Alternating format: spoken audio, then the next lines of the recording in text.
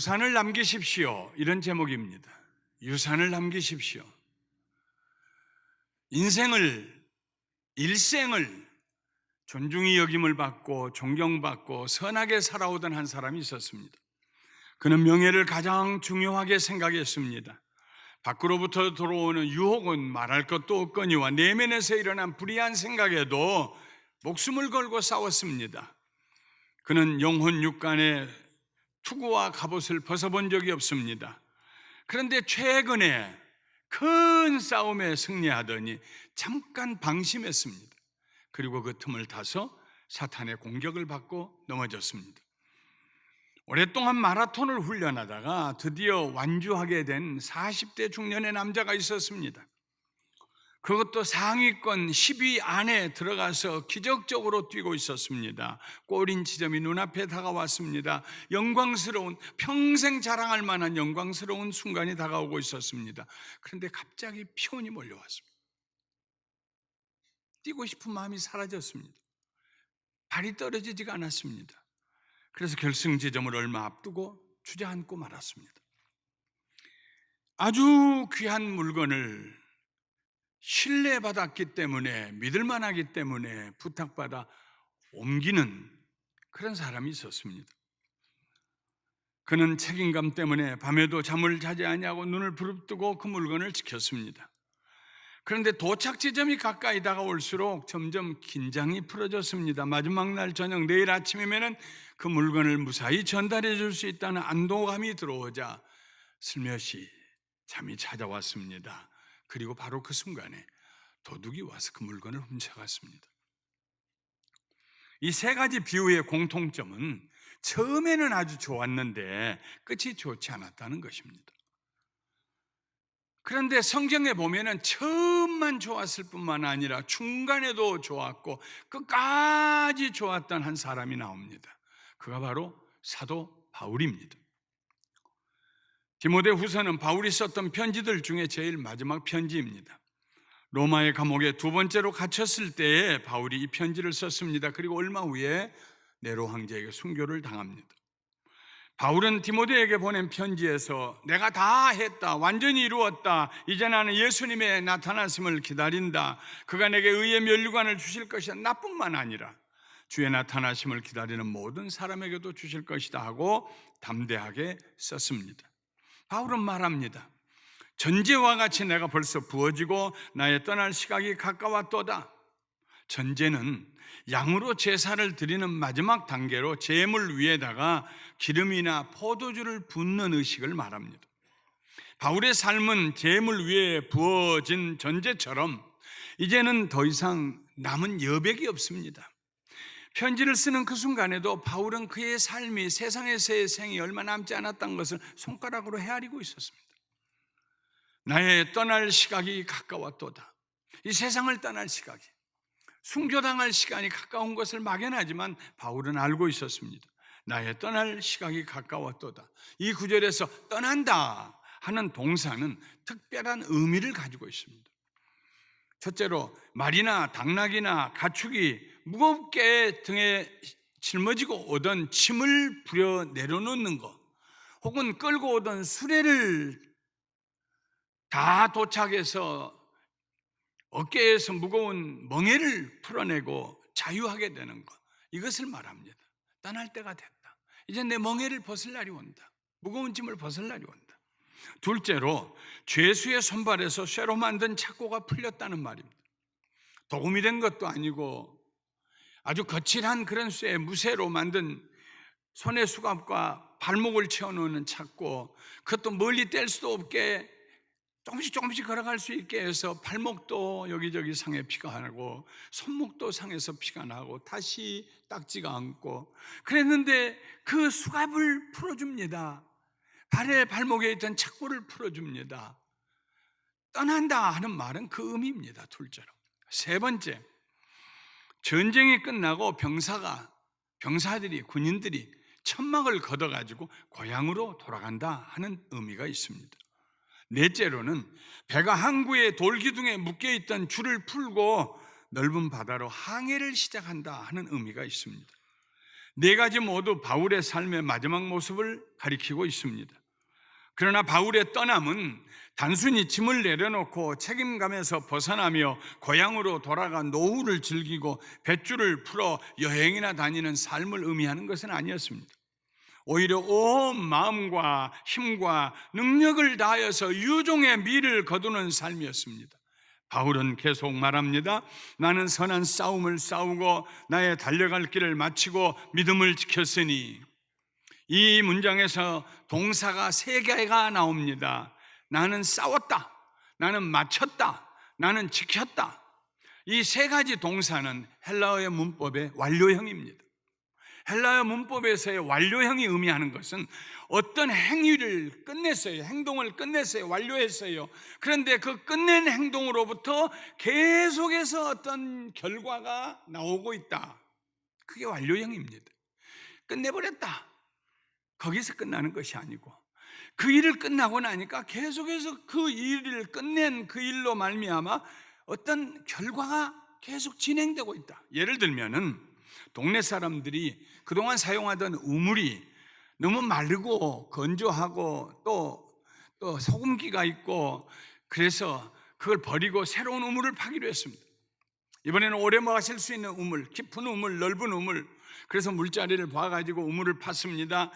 물이 솟아나기 시작했습니다. 흙이 무너지지 않도록 사람이 가서 돌로 담을 쌓고 잘하고 난 다음에 해가 뉘엿뉘엿 쳐갈 무렵에 다 손을 씻고 서로 등을 두드리면서 수고했다고, 우리가 샘 팠다고, 끝났다고, 그리고 집으로 돌아갔습니다. 샘 팠어요. 완료됐어요. 그런데 그 다음 날부터 계속해서 그 샘에서 물이 나옵니다.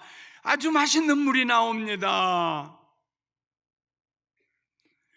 그리고 그 우물가에서 사람들이 말합니다. 우리 동네 물이 제일 좋지, 소문난 물이야. 우리 고조 할아버지 때부터 판서 마시던 물이야. 90년 된 물이지. 한번 팠는데, 완료됐는데 물은 계속 나와요. 또 다른 예를 들어 보겠습니다. 한 농부가 좋은 품종의 과일나무를 한 그루 심었습니다. 그랬더니 몇 년이 지나고 나자 풍성한 열매들이 맺히기 시작했습니다. 자기도 따먹고 자기 자식들도 따먹고 자기 손자들도 따먹습니다. 앞으로도 몇십 년은 더 따먹을 것 같습니다. 그때 그 농부는 나무를 보고 내가 참 좋은 나무 한 그루 심었다, 완료했습니다. 그러나 완료된 행위로 인하여서 좋은 결과가 나오고 있습니다. 바울이 사용한 동사 싸웠다, 마쳤다, 지켰다, 이 동사는 이런 완료형의 동사입니다. 그가 끝낸 행위였는데 그로 인하여서 계속 좋은 결과가 나옵니다. 바울은 선한 싸움을 끝까지 싸워서 이겼습니다. 그의 승리가 계속하여 다음 세대에 아름다운 유산을 남겼습니다. 지금까지도 우리 그리스도인들은 바울이 싸워서 이긴 그 싸움으로부터 큰 유익과 축복을 누리고 있습니다. 우리는 바울에게 감사해야 합니다. 바울은 달려갈 길을 끝까지 다 달려갔습니다. 그 다름박질이 끝날 무렵에 바울은 곁길로 가지 않았습니다. 그가 그 길을 끝까지 달려갔기 때문에 우리가 얻은 유익과 축복이 한두 가지가 아닙니다. 만일 바울이 그의 생애의 마지막 부분에 믿음을 저버린 행동과 말을 했다면 어떻게 되었을까요? 기독교는 많은 상처를 받았을 것입니다. 바울은 그의 믿음을 끝까지 지켰습니다. 지금까지 우리들이 그 열매를 따먹고 있습니다. 바울로 인하여서 의인은 믿음으로 말미암아 살리라. 바울만큼 믿음에 대해서 많이 얘기한 분이 없습니다. 바울은 우리에게 믿음의 유산을 남겨주었습니다. 가장 큰 유산은 훗날 주님 앞에서 우리가 받을 의의 면류관에 대한 확신입니다. 의의 면류관은 하나님의 뜻대로 잘 살았다 하는 훈장입니다. 이제 후로는 나를 위하여 의의 면류관이 예비되었으므로 주곧 의로우신 재판장이 그날에 내게 주실 것이며 내게만 아니라 주의 나타나심을 사모하는 모든 자에게도니라. 지난 주일에서 저는 심은 대로 거두리라는 말씀을 나누었습니다. 심은 대로 거두어요. 작년에 우리가 잘못 심은 거 있으면 회개하자고 그랬습니다. 새해에는 우리가 좋은 씨를 심자고 그랬습니다. 오늘 제가 드리는 말씀은 바울이 심었던 그 좋은 씨를 심자고, 그래서 유산을 남기는 성도들이 되자고 이 말씀을 전하고 있는 것입니다. 우리가 바울처럼 다음 세대에 축복의 유산을 남기려면 완료형의 신앙생활을 해야 됩니다. 끝장을 내야 됩니다. 할렐루야. 중간에 가다가 아니 가면은 시작하는 것보다 못해요. 무엇보다도 바울은 영적인 싸움을 끝까지 싸우고 승리했습니다.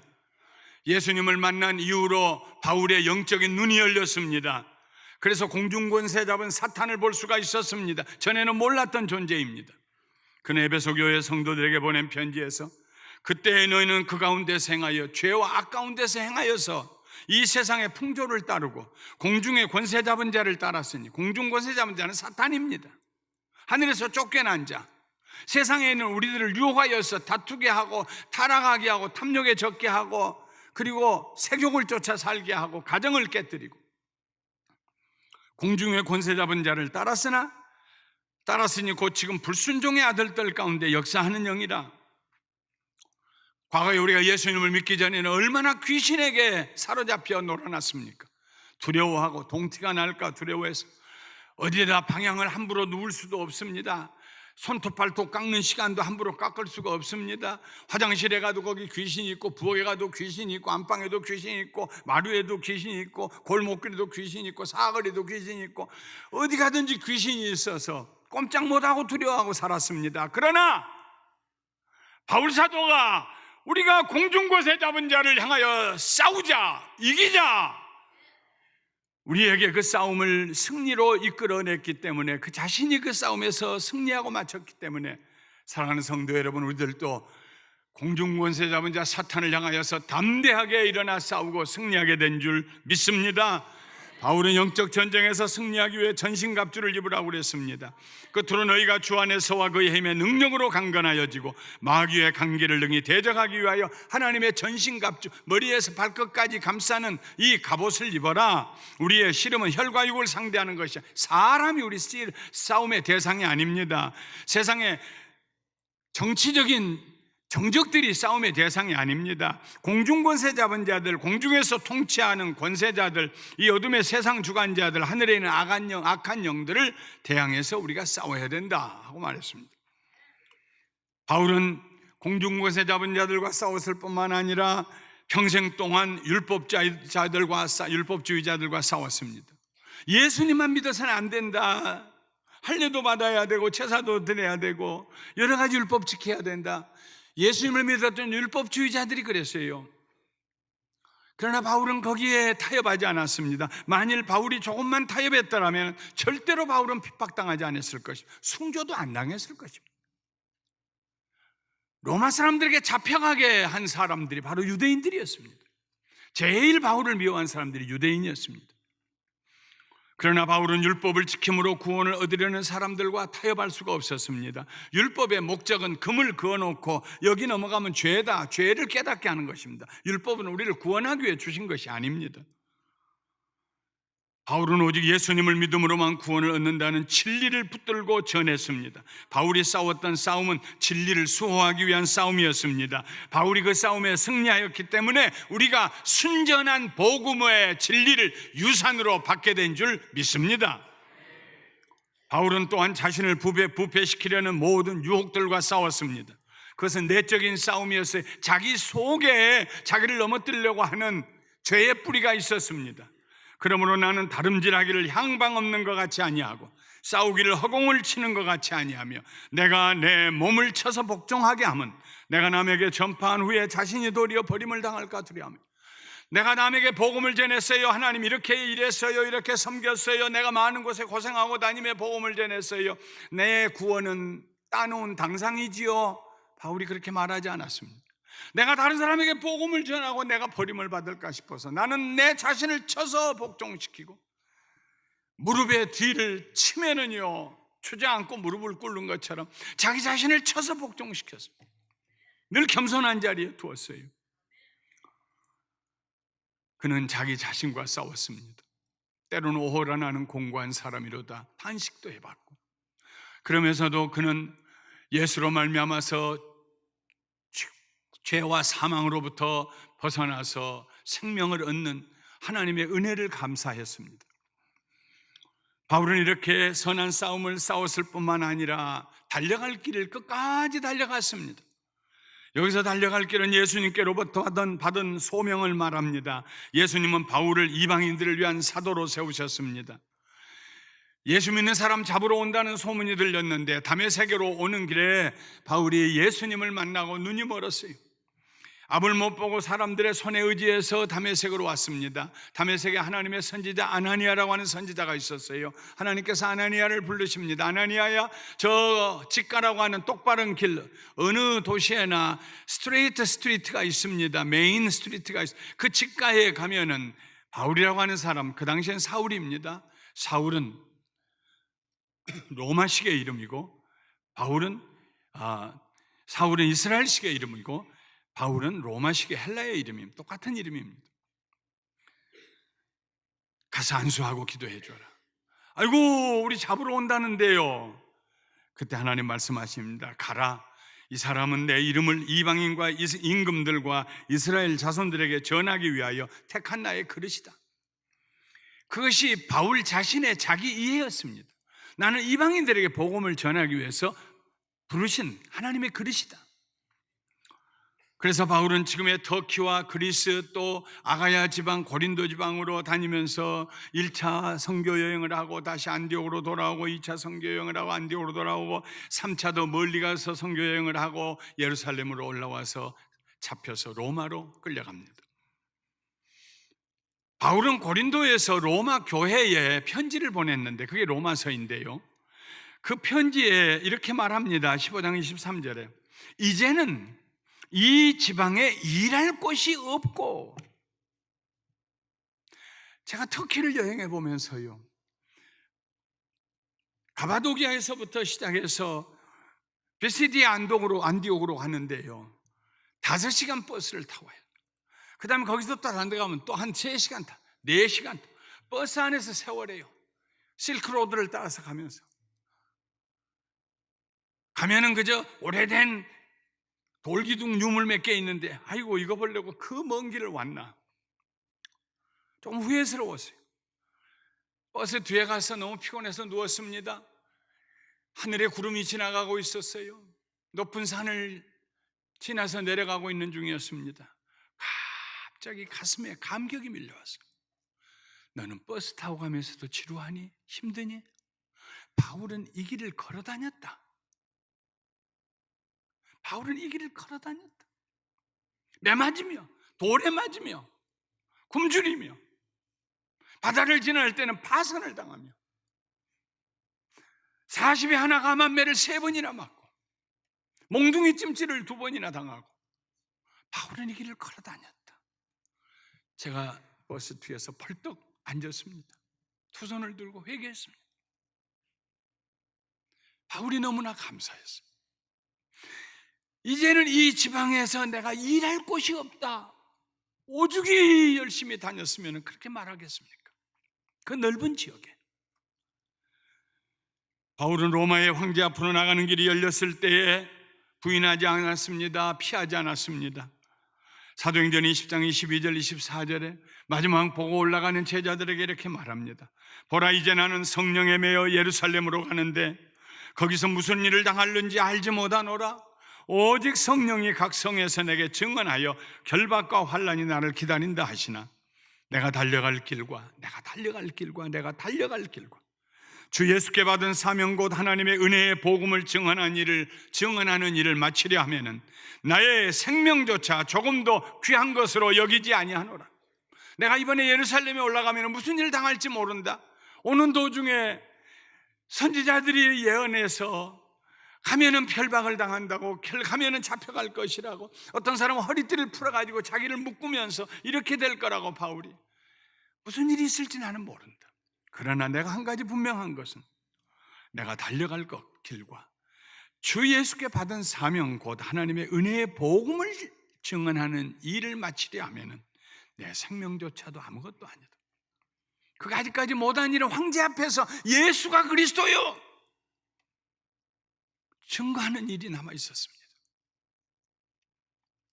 만일 바울이 그의 달려갈 길을 중도에 멈추었다면 어떻게 되었을까요?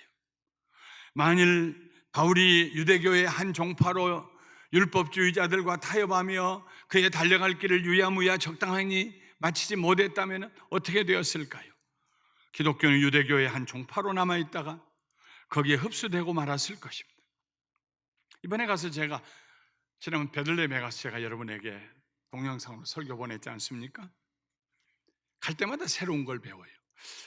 안식일인데 사람들이 이상한 모자를 쓰고 다녀. 어떤 사람은 무슨 상자 같은 모자를 쓰고 가고, 어떤 사람은 체형이 긴 모자를 쓰고 가기도 하고, 어떤 사람은 여기다 하나 붙이고 가기도 하고. 그래서 제가 물어봤어요. 왜 사람들마다 그렇게 다르냐고. 그랬더니 유대교회도 종파가 얼마나 많은지 한국의 어떤 종파가 많은 교단만큼이나 많대요. 수백 개래. 처음 배웠어요. 저도. 아마 바울이 전했던 기독교도 그 중에 하나가 되고 우야무야 했을지 몰라요. 그러나 바울은 자기 달려갈 길을 선명하게 어느 길로 갈 것인가를 정해놓고 끝까지 달려갔습니다. 그래서 오늘 우리가 모여서 진리의 예배를 드리고 있는 줄 믿습니다. 바울은 선한 싸움을 끝까지 싸웠고요, 달려갈 길을 마쳤고요, 그리고 믿음을 지켰습니다. 바울이 지켰던 믿음은 예수 그리스도에 대한 절대적인 신뢰였습니다. 바울의 믿음은요, 추상적인 믿음이 아닙니다. 예수님에 대한 인격적인 믿음입니다. 바울은 예수님이 하나님께서 보내신 그리스도이심을, 구원자이심을 믿었습니다. 예수님께서 우리를 위하여 대신 죽으심으로 우리 죄를 용서하시는 대속제물이 되신 것을 믿었습니다. 사망의 권세로부터 우리를 노연하게 하신 것을 믿었습니다. 누구든지 주의 이름을 부르는 자는 구원받는다는 진리를 믿었습니다. 예수님이 하나님과 우리 사이의 화목제물이 되셨음을 믿었습니다. 그러므로 누구든지 예수의 이름을 부르며 하나님께 나아갈 수 있다는 사실을 믿었습니다. 죄인들이 예수님을 믿음으로 하나님 앞에 의롭다함을 얻는 것을 믿었습니다. 하나님의 자녀가 되는 것을 믿었습니다. 예수님이 부활하신 것처럼 성도들도 마지막에는 썩지 아니할 몸으로 부활할 것을 믿었습니다. 그리고 영원히 살 것을 믿었습니다. 로마서 8장 11절에 예수를 죽은 자 가운데서 살리신 이의 영이 너희 안에 거하시면, 그리스도 예수를 죽은 자 가운데서 살리신 이가 너희 안에 거하시는 그의 영으로 말미암아 너희 죽을 몸도 살리시리라. 너희 죽을 몸도 살리시리라. 우리는 영원히 살게 될 줄 믿습니다. 그게 믿음입니다. 우리는 천국이 있는 것에 대해서 의심하지 않습니다. 거기 가서 제가 여러분을 만날 것을 의심하지 않습니다. 할렐루야. 제가 늘 재밌는 얘기로 그렇게 얘기합니다. 하나님 보좌가 보이는 쪽에서 오른편으로 우리는 모이자고. 천국에 가도 오른편이 있고 왼편이 있는지는 모르겠습니다. 그건 영원한 세계니까. 분명한 것은 나이가 들고 더 써먹을 수 없는 그 몸, 땅에 묻히면 썩을 몸. 그러나 우리의 썩을 몸이 변화되어서 영원한 생명을 얻고 하나님 나라에서 살게 될 줄 믿습니다. 하나님이 주를 다시 살리셨고 또한 그의 권능으로 우리를 다시 살리시리라. 고린도전서 6장 14절입니다. 바울이 믿는 믿음은요, 절대로 추상적인 믿음이 아닙니다. 철학적인 믿음도 아닙니다. 아주 쉬운 믿음입니다. 굉장히 단순한 믿음입니다. 그 무슨 말이에요? 물을 게 없어요. 바울이 말하는 믿음은요, 삼척 동자도 알 수 있는 믿음입니다. 가끔 우리는 내가 믿음이 있는가 없는가, 믿음이 뜨거운데, 믿음이 차가워졌는데, 믿음이 부요한데, 믿음이 아주 그냥 다 없고 가난하게 돼서 이 믿음을 측량하는 그 구별하는 그 척도를 우리의 감정에다가 두려고 합니다. 어려운 일 당해서 감정이 침울해지지 않은 사람이 누가 있습니까? 저를 포함해서 우리 모두 어려운 일 당하면 입에 말수가 줄어듭니다. 한숨이 입에서 나옵니다. 그게 사람입니다. 감정이 내려갈 수 있어요. 우리 감정은 내려갈 수 있어요. 떨어질 수 있어요. 낙심할 수 있어요. 그러나 우리가 믿는 예수님은 영원토록 어제나 오늘이나 영원히 동일하십니다. 감정이 믿음을 지배할 수가 없습니다. 감정이 가라앉았다고 하여 믿음이 약해질 수도 없습니다. 믿음은 우리 감정에 대한 믿음이 아니고 예수님에 대한 신뢰이기 때문입니다. 감정이 가라앉았을 때조차도 우리는 큰 믿음을 고백할 수 있습니다. 풍랑 가운데 14일 동안 캄캄한 바다 가운데 이리저리 파도에 떠내려 다닐 때에 감정이 온전한 사람이 누가 있겠습니까? 그러나 바울은 그 풍랑 가운데서도 우리를 구원하시겠다고 약속하신 하나님, 나는 그 하나님 말씀하신 대로 될 줄을 믿노라 하고 믿음을 고백했습니다. 사망의 음침한 골짜기를 지나면서도 우리는 믿음을 고백할 수 있습니다. 가시와 같은 육체의 고난을 당하면서도 우리는 믿음을 고백하고 큰 믿음을 소유할 수 있습니다. 바울은 육체의 질병으로 고통을 당했습니다. 너무 고통을 당했습니다. 그럼에도 불구하고 그의 믿음이 약해지지 않았습니다. 고린도후서 12장 10절에 그러므로 내가 그리스도를 위하여 약한 것들과 능력과 궁핍과 박해와 공고를 기뻐하노니, 그가 기뻐했던 것은 두툼한 지갑이 아니었습니다. 그가 기뻐했던 것은 이제 일 끝나고 난 빨리 놀러 가야지, 휴가 가야지가 아니었습니다. 그가 기뻐했던 것은 맛있는 음식 먹는 것이 아니었습니다. 바울이 기뻐했던 것은 그의 약함, 그가 당하는 수치, 부족한 궁핍함, 당하는 박해, 그리고 숨도 쉴 수 없는 공고함, 그걸 기뻐했습니다. 그는 말합니다. 왜냐하면 내가 약한 그때 내가 하나님의 은혜로 강하게 되기 때문이다. 바울은 끝까지 그의 믿음을 지켰습니다. 믿음은 예수님에 대한 인격적인 신뢰, 그리고 그가 하신 일에 대한 확신입니다. 그가 죽으심으로 내가 살아났다. 믿음은 우리가 예수님을 떠나서는 아무것도 할 수 없다는 의식입니다. 다른 말로 하면은 예수님과 동행하면 우리는 무엇이든지 할 수 있다는 확신이 바로 믿음입니다. 바울은 이런 믿음을 끝까지 지키다가 저에게도 유산으로 남겨주었고 여러분에게도 유산으로 남겨주었습니다. 우리의 신앙생활을 돌아보면요, 감사할 사람들이 있어요. 누군가 나에게 믿음의 유산을 남겨준 사람들이 있어요. 멀리는 우리 하나님의 은혜요, 예수 그리스도의 은혜요, 성령님의 도우심, 바울과 베드로와 사도들의 믿음의 유산, 신앙의 유산,